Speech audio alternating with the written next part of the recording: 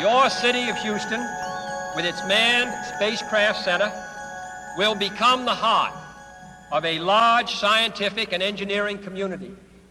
During the next 5 years, the National Aeronautic and Space Administration expects to double the number of scientists and engineers in this area, to increase its outlays for salaries and expenses to $60 million a year, to invest some $200 million in plant and laboratory facilities, and to direct or contract for new space efforts over $1 billion from this center in this city. To be sure, all this costs us all a good deal of money. This year's space budget is 3 times what it was in January 1961. The cost of the program, whose sole goal was to be the first to plant a flag on the lifeless rock just outside the Earth, if adjusted for inflation to the 21st century, was $135 billion. With a profit margin of just 7%, this would be equal to over $9 billion profit going to the privileged contractors chosen by their friends at NASA. $135 billion could feed 2 million people for their entire lives. It could also buy 2 million two-bedroom houses. Yet how could such an undertaking be kept secret, and for such a long time? To the latter, one needs only to remember that an unsolved riddle 6 years older, the assassination of President Kennedy, still daunts the minds of the vast majority of Americans. As a parent of a conspiracy, as his assassin being assassinated himself, the truth of the matter has still escaped history. In keeping a secret of the magnitude of the Apollo missions being fraudulently created,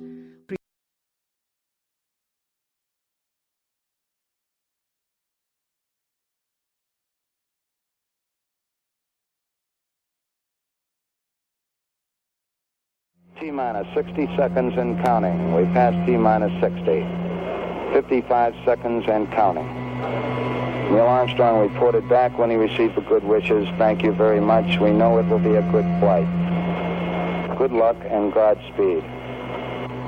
40 seconds away from the Apollo 11 liftoff. All the second stage tanks now pressurized. 35 seconds and counting. We are still go with Apollo 11. 30 seconds and counting. Astronauts report it feels good. T-minus 25 seconds. 20 seconds and counting. T-minus 15 seconds. Guidance is internal. 12, 11, 10, 9. Ignition sequence start. 6.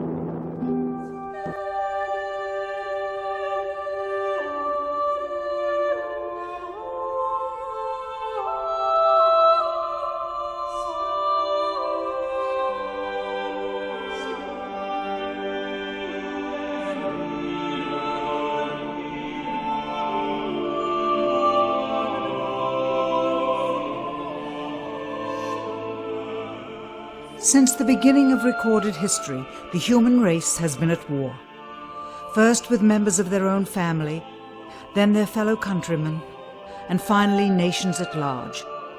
Yet perhaps the starting ground for all these conflicts lays somewhere deeper, within the very character of the human condition, in the dark, untouchable crevices of the human heart.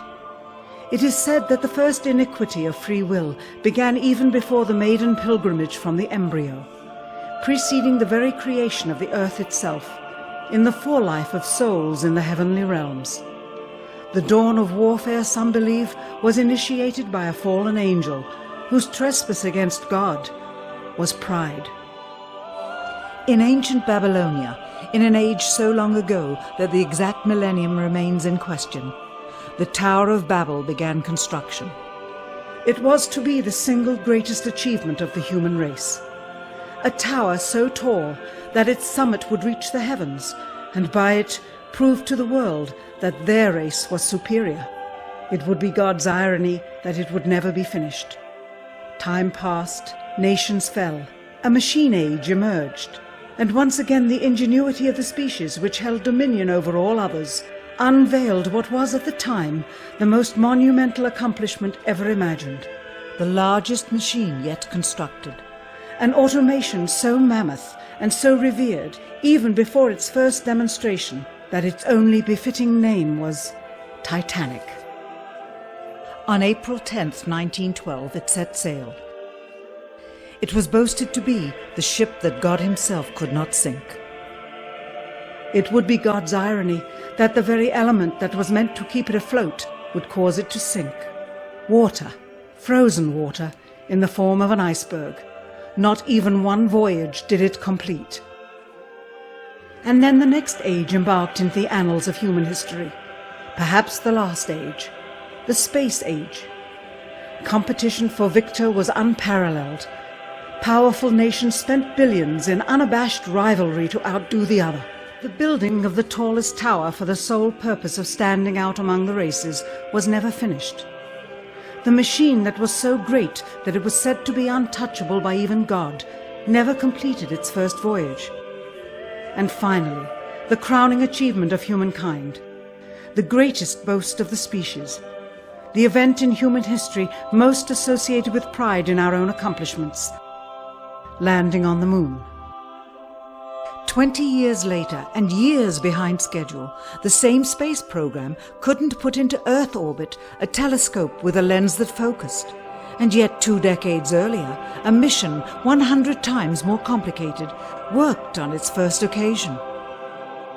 With close scrutiny of the motives of the zealous Nixon administration, a critical examination of the entirely government-controlled press coverage, and newly discovered footage of the crew of Apollo 11 staging part of their mission, we wish to detail what may come to be the greatest government conspiracy of all time.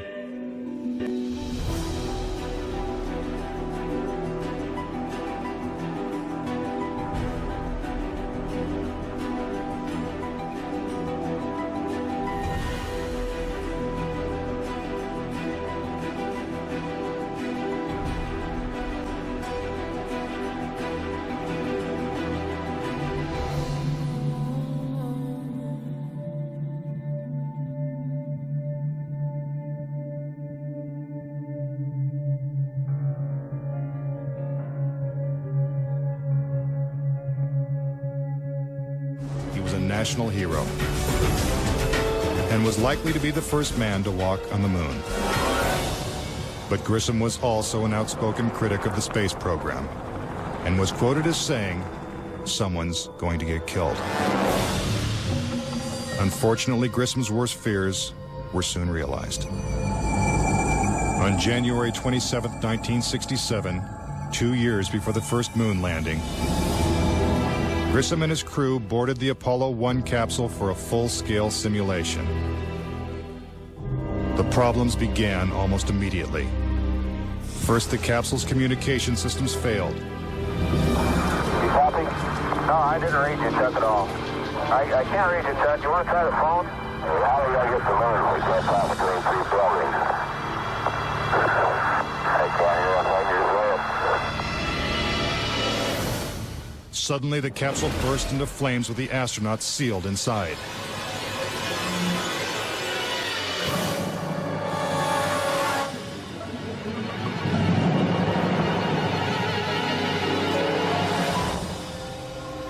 Tragically, Gus Grissom, Ed White, and Roger Chaffee lost their lives before ever leaving the launch pad.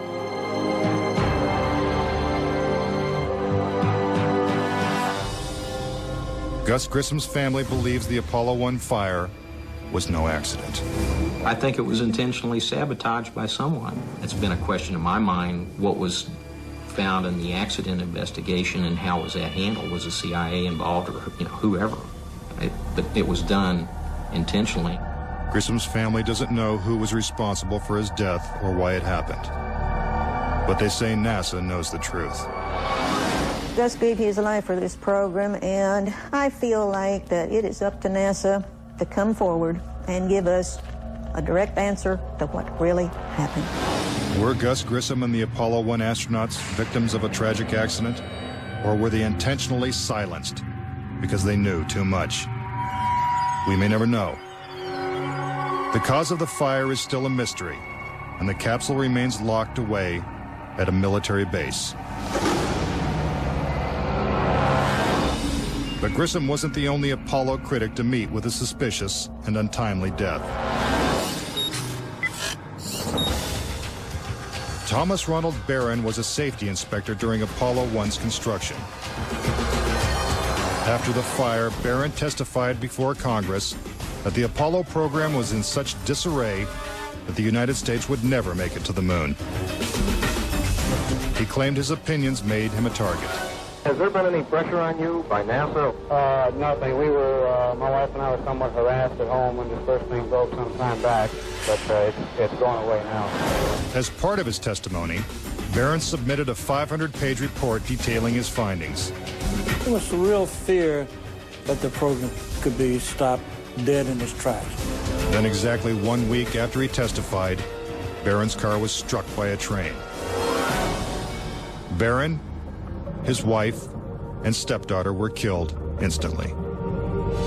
I believe that Thomas Ronald Barron was murdered because he had the truth to tell about the Apollo project. Barron's report mysteriously disappeared, and to this day, it has never been found. Between 1964 and 1967, a total of 10 astronauts lost their lives in freak accidents. These deaths accounted for an astonishing 15% of NASA's astronaut corps. To keep something that's alive wrapped up and covered over, you've got to eliminate all the people that can talk about it. We now realize that perhaps the reason Neil Armstrong has never given an on-camera interview is because he doesn't want to lie anymore. What threats may have been made upon such honorable men or their families to possess their reluctant cooperation and later ill feelings towards perpetuating this still darkened hour in American history? NASA's highest-ranking official, James Webb, resigned without explanation just days before the first Apollo mission. Why, when he was on the threshold of achieving the greatest accomplishment of his career? All 3 Apollo 11 astronauts also resigned shortly after their return.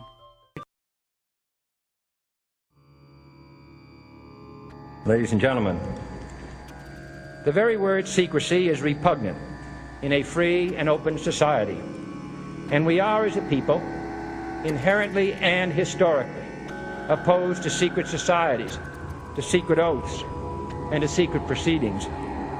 For we are opposed around the world by a monolithic and ruthless conspiracy that relies primarily on covert means for expanding its sphere of influence, on infiltration instead of invasion, on subversion instead of elections, on intimidation instead of free choice. It is a system which has conscripted vast human and material resources into the building of a tightly knit, highly efficient machine that combines military, diplomatic, intelligence, economic, scientific, and political operations. Its preparations are concealed, not published. Its mistakes are buried, not headlined. Its dissenters are silenced, not praised. No expenditure is questioned, no secret is revealed. That is why the Athenian lawmaker Solon decreed it a crime for any citizen to shrink from controversy. I am asking your help in the tremendous task of informing and alerting the American people, confident that with your help, man will be what he was born to be, free and independent.